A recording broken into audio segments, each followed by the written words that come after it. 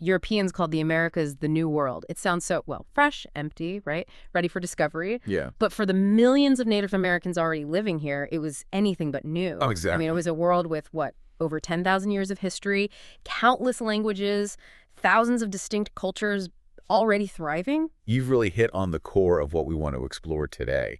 Our mission, really, is to unpack those dynamic, diverse civilizations that flourished across the Americas, long before 1492. Okay. And then, yeah, we need to explore the profound, let's be honest, often devastating consequences of European arrival and what gets called the Columbian Exchange. Right. And our source material for this deep dive, it seems really comprehensive. Gives us a good look at both sides, indigenous societies and European motivations and methods. It does. It provides a solid foundation for this discussion. Okay, so let's unpack this. American history. Well, Where do we even begin? We have to start with the first Americans, obviously. But how do our sources talk about their origins? Are there, dominant narratives? Well, what's fascinating is that the sources show these two powerful, kind of interwoven narratives about origins. Okay. So on one hand, you have these incredibly rich ancient creation stories passed down for millennia by Native Americans themselves. Right, the oral tradition. Exactly. Yeah. And they reveal so much about their spiritual beliefs, their connection to the land, like the Salinan people in California. They talk about a bald eagle forming the first man from clay, the first woman from a feather. Wow. And the Lenape have the story of Sky Woman falling into a watery world, creating Turtle Island, North America, with help from animals. Mm-hmm. Then you have the Choctaw tracing their beginnings to the Mother Mound, Nunuaya in Mississippi, Mm-hmm. and the Naho people to the Seven Caves. These aren't just stories. They're foundational, grounding people in place in history. And the other narrative, Yeah. the scientific one. Right. So then you have the archaeological and anthropological perspectives. They piece together migration histories from artifacts, bones, genetics, that Mhm. kind of thing. And the prevailing scientific view points to the last ice age, So much water locked in glaciers, sea levels drop, and you get the Bering Land Bridge. So land bridge theory, yeah. Ancestral communities are thought to have crossed maybe 12 to 20,000 years ago. And DNA evidence even suggests this long pause, maybe 15,000 years in Beringia, before moving further south. 15,000 years. That's incredible. It is. And what's really insightful here is that while these narratives, the traditional, the scientific, they seem different, right? Yeah. But they don't necessarily contradict each other. There are lots of points where archaeology and traditional knowledge seem to converge. Both suggest this really long, diverse history of settlement, maybe from different points, different migrations. So whether people emerged from the earth or sky or migrated across land, the point is a deep, deep history here, millennia before Europe. Precisely. A rich history stretching back thousands and thousands of years. And that deep history obviously led to incredible cultural diversity. Absolutely. You see, native groups in the Northwest focused on salmon rivers, on the plains following bison, and then mountains, deserts, forests. These Paleo-era cultures, the really early ones, they were just as varied as the land itself.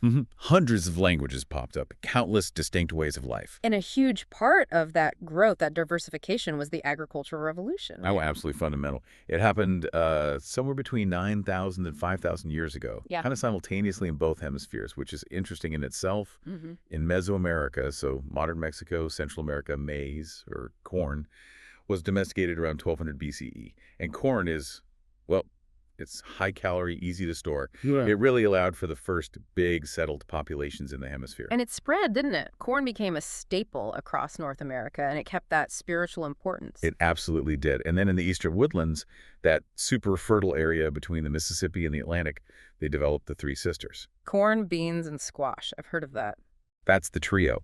They provide this amazing nutritional package, really, enough to sustain whole cities. And their farming techniques were pretty advanced too, weren't they? Not Yeah. just planting seeds. Incredibly sophisticated Yeah. and sustainable. They do things like burn underbrush to create these park-like hunting grounds, easier to see game, Right. And they use shifting cultivation. Clear a plot, burn it, plant in the ashes, super nutrient rich. Then when the yields drop off after a few years, move to a new plot and let the old one recover. Very efficient. Smart. And you mentioned a social insight there about who did the farming. Yeah, this is crucial. In many of those woodland communities, women typically handle the agriculture. Men focused more on hunting, fishing. And because women controlled the food production. They had significant influence. Exactly. Significant social and economic influence. So agriculture allows for bigger population specialization. You get religious leaders, soldiers, artists. But were there any, downsides to shifting away from hunting and gathering? That's a really sharp question. And yeah, the sources suggest maybe, while it fueled population growth and complexity, analyzing skeletal remains suggests that, for some groups, the shift might have led to a bit of a decline in health. Oh, how so? Weaker bones, maybe more dental problems. Possibly because the diet, while maybe more reliable, might have become less varied than a hunter-gatherer diet. Just one potential trade-off. Interesting. Okay, so despite all this diversity, were there some shared traits across Native American cultures, especially things that were really different from how Europeans saw the world, like spirituality? Definitely. One big difference was the view of the spiritual world. Native Americans generally didn't separate the natural and supernatural like Europeans tended to. How do you mean? They saw spiritual powers permeating the entire world. It was tangible, accessible. Everything hunting, planting, dreaming, storytelling was imbued with spiritual significance. It wasn't a separate sphere. Okay, and community structure. Sources talk about kinship networks being central. Absolutely central. Kinship was the glue holding most Native North American communities together. And very often, these were matrilineal. Meaning traced through the mother's line? Exactly. Family identity, clan identity, inheritance, it all flowed through the female line. This gave women enormous influence, especially at the local level. A man's status could literally depend on his relationship to the women in his family. Wow, that's a profound contrast to patriarchal Europe. Huge contrast. And another major difference was property rights. Ah, land ownership. That's always a big one. It is. Native Americans generally understood personal ownership of things like tools, items you actively used. But land, that was different. How so? Groups or individuals usually had the right to use certain lands for farming, hunting, whatever. But it wasn't about permanent, exclusive possession in the European sense. You couldn't just buy and sell it like a commodity. It was more about stewardship. A fundamentally different concept. Fascinating. And what about communication and art? Obviously no single Native American language, but how did they record things, express themselves? Incredibly diverse ways. The Ojibwe, for instance, used these intricate birch bark scrolls. They recorded everything, medical stuff, histories, songs, stories. Amazing. Other eastern woodland peoples wove plant fibers, did amazing embroidery with porcupine quills. They even modeled earth into these huge ceremonial mounds we still see today. Out on the plains, people wove buffalo hair, painted histories on buffalo hides. Up in the Pacific Northwest, they wove goat hair, carved those incredible totem poles and masks from cedar. Right, the totem poles. And down in Mesoamerica, the Maya, Zapotec, Nahua, they had written languages, painted histories on cloths, carved them in stone.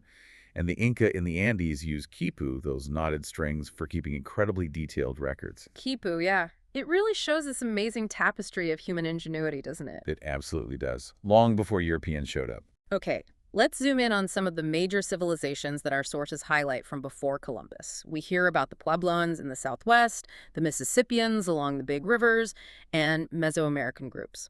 Let's start with the Southwest. Chaco Canyon, New Mexico. What was going on there between, say, 900 and 1300 CE? Chaco Canyon was, well, it was a major center for the ancestral Puebloan people, a really sophisticated society. We're talking maybe up to 15,000 people living there. 15,000, wow. Yeah, they had advanced agriculture, extensive trade networks stretching for hundreds of miles. They found macaw feathers from Central America there, and they even domesticated turkeys. And the buildings, I've seen pictures, they look incredible. Truly monumental. Massive residential structures built from sandstone blocks, lumber carried over huge distances. Pueblo Bonito is the most famous. It sprawled over 2 acres, went up 5 stories high in places, 600 rooms. It's 100 rooms. Yeah, decorated with copper bells, turquoise. Just an amazing feat of engineering and organization. And the sources mention kivas being important. Very important. These were smaller, often semi-subterranean dugout rooms. They served as crucial ceremonial and cultural centers. Puebloan spirituality was deeply connected to the earth, the heavens. Their homes, their kivas were often aligned with the sun, stars. They were keen astronomers. But Chaco Canyon faced big challenges, right? Environmental ones. It did. Deforestation from needing all that timber, maybe over-irrigation impacting the soil. And then the big one, a massive drought. Started around 1130 CE, lasted for 50 years. 50 years, that must have been devastating. It was a huge pressure. The insight here is that even these really advanced societies are vulnerable to environmental change. By around 1300, Chaco Canyon was largely deserted. People didn't just vanish, though. They dispersed, moved to smaller settlements, adapted. So not an instant collapse, but a shift. A gradual adaptation, yeah. And later groups who moved into the area, like the Apache and Navajo, actually adopted some Puebloan customs. So there's continuity, even with the big changes. Okay, moving east. That same drought might have hit the Mississippian peoples too, right? Along the Mississippi River and its tributaries. Cahokia, near modern St. Louis, sounds like another major hub. How big was Cahokia? Cahokia was enormous. Around 1,000 years ago, it peaked. Population estimates vary, but somewhere between 10,000, maybe even 30,000 people. 30,000, that's huge for that time. It rivaled contemporary European cities, absolutely. Yeah. And its central feature was Monk's Mound. The giant earth mound. Yeah, massive. 10 stories high, base larger than the Great Pyramid in Egypt. Took centuries of labor to build. And like other woodland peoples, their big structures often reflected celestial alignments, connecting life on Earth to the cosmos. And how was it organized politically? It was based on chiefdoms, hierarchical. Chiefs held both political and religious authority. Warfare seems to have been pretty common, part of life. War captives were sometimes enslaved. But this slavery was different, wasn't it? Not like the later European system. Very different. A key distinction. It wasn't based on people being property, chattel. It was more about lacking kinship ties. An enslaved person was someone without a community network. But crucially, they could often become integrated, adopted, married into the community. It's a different social logic. Interesting. Cahokia apparently had this big bang growth around 1050 CE. Population exploded like 500% in one generation. Yeah, incredible growth spurt. But despite that, like Chaco Canyon, it eventually declined. By 1300, it had collapsed. What happened? Similar reasons. Probably a mix of things. Mounting warfare, maybe internal political tensions. Holding together a city that big is tough. Yeah. And definitely environmental stress.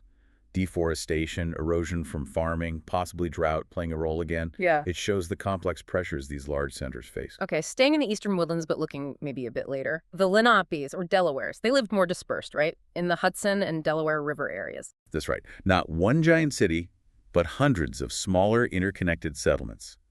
Loosely bound by shared oral histories, politics based on consensus, and again, that matrilineal kinship system. Giving women influence. Significant influence, yeah. And what stands out about the Lenape is their stability over time. They were skilled farmers, 3 sisters, tobacco, sunflowers, medicinal plants, and expert fishers, too, setting up seasonal camps. And the sources say early European settlers actually depended on their prosperity. They did. The Dutch and Swedes, when they first arrived, came to depend on it, as the source puts it. It shows how successful and self-sufficient these Lenape communities were. Okay, let's jump way over to the Pacific Northwest. Peoples like the Kwakwaka'wakw, Tlingits, Haidas. What defined life there? Salmon. Absolutely central. That region is rich in rivers, forests, and salmon was the key resource. But it wasn't just food. It was spiritual. How so? They treated salmon with profound respect. You see salmon images everywhere, totem poles, tools. They had sustainable harvesting practices, like the first salmon ceremony, to ensure the runs continued year after year. And that abundance of food supported large populations. It did. High population density for non-agricultural people, and it allowed for a unique social structure centered around the potlatch. Ah, yes, the potlatch. These giant feasts, right? Elaborate feasts, yeah, Mhm. celebrating births, weddings, funerals. But they were also crucial for establishing social status. How did that work? Here's the fascinating insight. A host demonstrated their wealth and power, not by keeping stuff, but by giving it away. The more you gave away blankets, canoes, copper items, the higher your status and prestige. Completely flips the European idea of accumulating wealth. Totally. And they built these incredible plank houses from the huge cedar trees. Some were massive, like the Suquamish Ullman house, 500 feet long. Plus those intricate carvings, totem poles, masks, boxes, incredible artistry. So looking back at all these examples, Puebloans, Mississippians, Lenape, Northwest Coast peoples, the diversity is just staggering. It really is. Big cities, small bands, farmers, fishers, hunters, hundreds of languages, all with these long, unique, well-established cultures developed over thousands of years. Which makes the term New World seem even more absurd, doesn't it? Utterly. It was only new to the Europeans who arrived. Right, so let's talk about that arrival. Europeans didn't just suddenly appear in 1492. There were earlier contacts, right? Like the Norse. That's right. Scandinavian seafarers, Vikings, like Leif Erikson, reached Newfoundland around the year 1000 CE. They even established a small colony. But it didn't last. No, it failed. Probably a combination of factors. They were isolated, resources were limited, and they faced resistance from native inhabitants. The crucial insight, maybe, is that Europe just wasn't quite ready for sustained overseas expansion back then. So what changed? What set the stage for the voyages of Columbus and others centuries later? A lot changed in Europe between the 1000 and the late 1400s. The Crusades, paradoxically, played a role. How so? The religious wars. Yeah. While aimed at the Middle East, they reconnected Europe with Asian trade networks, spices, silks, advanced knowledge. This helped fuel the Renaissance and created this huge European appetite for Asian goods. But the Italians, like Venice and Genoa, controlled the Mediterranean trade routes, right? Making things expensive for everyone else. Exactly. So other European powers started looking for alternative routes. And this period also saw the rise of stronger, more centralized nation-states. Like after the Hundred Years' War in England and France. Right. And Spain, finishing the Reconquista in 1492, unifying the country under Ferdinand and Isabella after pushing out the Muslim Moors. These new, powerful monarchies had the resources and the ambition to fund exploration and find direct sea routes to Asia, bypassing the Italians. And Portugal really led the way in terms of maritime tech, didn't they? They were the clear leaders.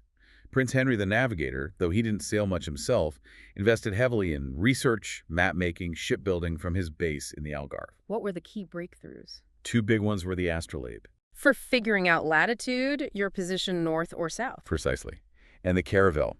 This was a new type of ship, rugged, maneuverable, could sail closer to the wind, carry lots of cargo, and handle rough Atlantic voyages. Perfect for exploration. The insight is how strategic and focused they were on developing this capability. And they used this tech to push down the coast of Africa. Methodically, establishing forts, trading posts, generating profits from gold, and tragically enslaved Africans, which funded more voyages. Eventually, Vasco da Gama made it all the way around Africa to India by the late 1490s. But before they reached India or the Americas, they found those Atlantic islands, the Azores, Canaries, Cape Verdes. Yes, and these islands became absolutely crucial, kind of like training grounds for American colonization. Training grounds? How? Because it was on islands like the Canaries and later Madeira that Europeans first implemented large-scale plantation agriculture using enslaved labor to grow sugar for the European market. Sugar and enslaved labor. Initially, they enslaved the native Guanches on the Canary Islands. They suffered a horrific demographic collapse, disease, violence.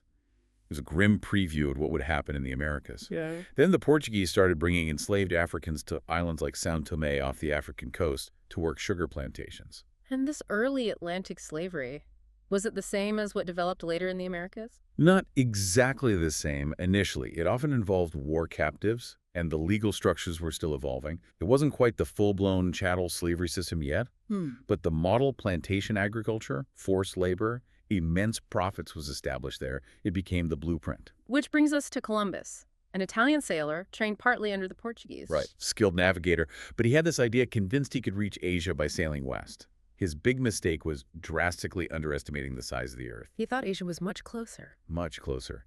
He shopped his idea around Europe, got turned down, until finally Ferdinand and Isabella of newly unified Spain agreed to fund him. Partly religious zeal, partly rivalry with Portugal.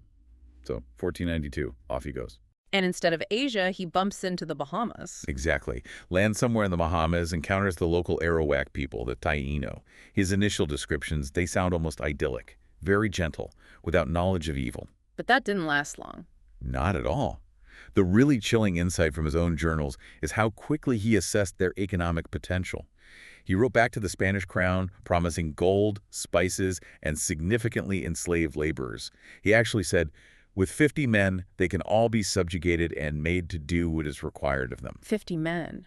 Right from the start, it was about exploitation. Absolutely. Not discovery in some pure sense, but assessing resources, including human resources for exploitation. And what followed in the Caribbean, the sources paint a horrific picture. Truly horrific. The Spanish launched this vicious campaign to extract wealth.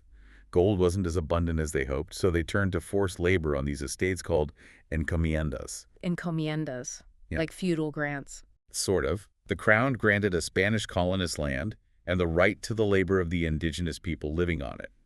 In theory, the Spaniard was supposed to protect them and teach them Christianity. In practice. It was brutal exploitation. Brutal. Bartolomé de las Casas, a Spanish priest who initially participated but then became a fierce critic, wrote these horrifying eyewitness accounts. Massacres, people worked to death, unimaginable cruelty. And the impact on the population. Catastrophic, complete demographic collapse. Hispaniola, the island shared by Haiti and the Dominican Republic today, had a pre-contact population estimated anywhere from 1 million to maybe 8 million. 8 million. Some estimates go that high. Within a few decades, maybe 50 years, the indigenous population was virtually wiped out, an entire people exterminated. Las Casas himself wrote, just stunned. Who in future generations will believe this? It's hard to comprehend the scale. And beyond the direct violence and forced labor, there was another killer, an invisible one. Yes. This is maybe the single most devastating factor. Yeah. Disease. The Great Dying. Exactly. Native Americans had been isolated from the Old World, Europe, Africa, Asia, for millennia. Their immune systems simply had no defenses against the diseases Europeans brought. Diseases that were common in Europe, like smallpox. Smallpox was the worst, but also typhus, influenza, diphtheria, measles, hepatitis. A whole cocktail of deadly pathogens hit these populations all at once. And the impact was? Unimaginable. Millions died. Epidemics swept through communities, sometimes even before Europeans arrived in person, passed along trade routes. Some scholars estimate, it's hard to be precise, but maybe as much as 90% of the entire indigenous population in the Americas perished within the first century and a half of contact. 90%. 90%. Compare that to the Black Death in Europe, maybe the worst plague there, which killed around 35% at its peak. Nothing in history compares to the American demographic disaster. It fundamentally reshaped the continent, clearing the way, in a grim sense, for European colonization. So despite this devastation, the Spanish Empire pushed forward. What were their main goals? Was it just gold? Gold was a huge motivator, absolutely. But it was a mix. As one conquistador famously put it, we came here to serve God and the king and also to get rich. So religious conversion, extending Spanish power, and personal wealth were all intertwined. And how did they organize labor after the initial encomienda system, which was so brutal even Las Casas protested it? Well, the encomienda was eventually replaced, officially at least, by the repartimiento system. Repartimiento? Yeah. It was supposed to be a bit milder, requiring adult male Indians to devote a certain number of days of labor annually to Spanish economic enterprises. But in practice, it was often just as coercive and abusive. Forced labor remained central to the Spanish colonial economy. As Spain moved into mainland Central and South America, they encountered these massive, complex empires. We know the Maya civilization had already largely declined before Europeans arrived, probably due to internal factors like drought, maybe unsustainable farming. Right, though Maya people and culture certainly persisted. But then the Aztecs in Mexico, what did the Spanish find there in 1519? They found Tenochtitlan, and it blew them away. The capital city. The Aztec capital, yeah. Built on islands in Lake Texcoco. Yeah. Huge, maybe 200,000, 250,000 people. Massive pyramids like the Templo Mayor, causeways connecting it to the mainland, bustling markets, intricate canal systems. It rivaled any city in the world at the time. I remember that quote from Bernal Diaz del Castillo, one of Cortez's soldiers, just total awe, wondering if it was a dream. Exactly. It was an incredible feat of engineering and social organization. Mm. The Aztecs dominated a large empire through tribute demanding goods and labor from conquered peoples. But that also created resentment. Which Cortez exploited. Masterfully. Hernan Cortez arrives in 1519 with only about 600 men, some horses, a few cannons. It seems impossible, right? Yeah. But his key advantages were 1, technology, 2, incredible ruthlessness and boldness, and 3, crucially, native allies. He had a translator, Doña Marina La Malinche, who was vital, and he allied with groups like the Tlaxcalans, who hated the Aztecs. Tens of thousands of native warriors joined him. So it wasn't just 600 Spaniards against an empire. Not at all. That's a critical insight. He marches on to Tenochtitlan, initially gets welcomed peacefully, then takes Emperor Montezuma hostage. Things eventually explode into violence. The Spanish are driven out during La Noche Triste, the Night of Sorrows. Montezuma is killed. But Cortez didn't give up. No. He regrouped, gathered even more native allies, and laid siege to Tenochtitlan, cut off food and water. And then smallpox hit the city. The invisible weapon again. Devastating. Swept through the besieged population. After an 85-day siege, the city finally fell in 1521. It was sacked, destroyed, an empire of millions toppled.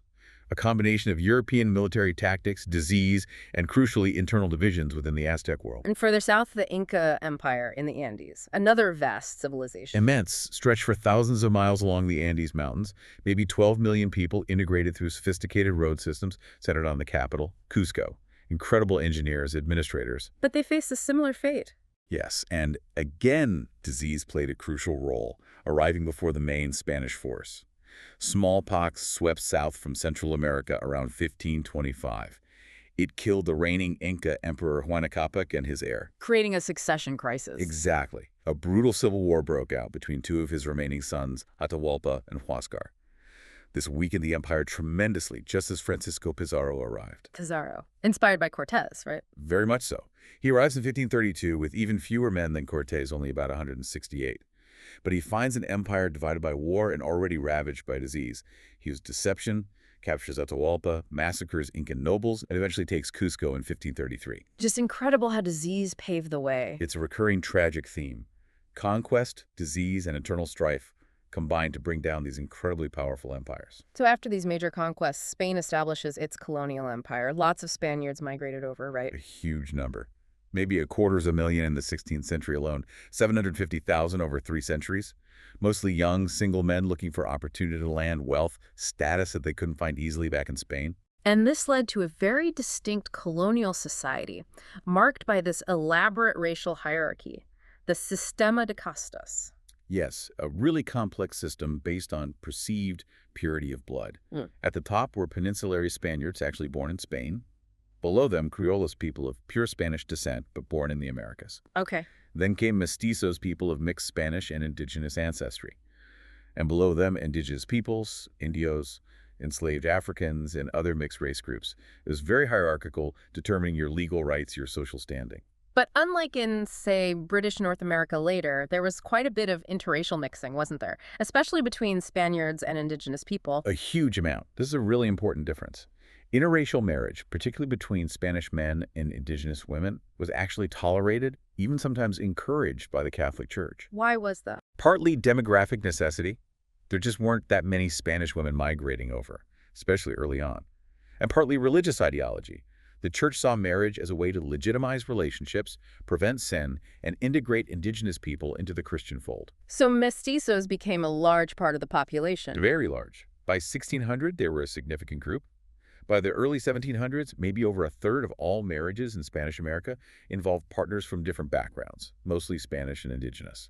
And this mixing created a kind of hybrid culture, mestizaje. Exactly. A unique blend of Spanish and indigenous traditions, languages, foodways, beliefs.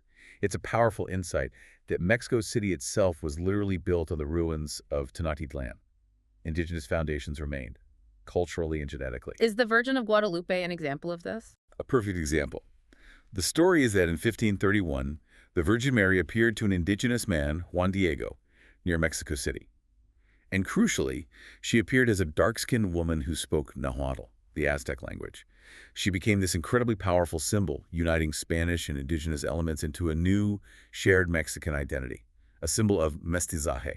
So from Mexico, Spain tried to expand north into what's now the U.S., right? Florida, the Southwest. They did. Ponce de Leon in Florida, Coronado searching for golden cities in the Southwest.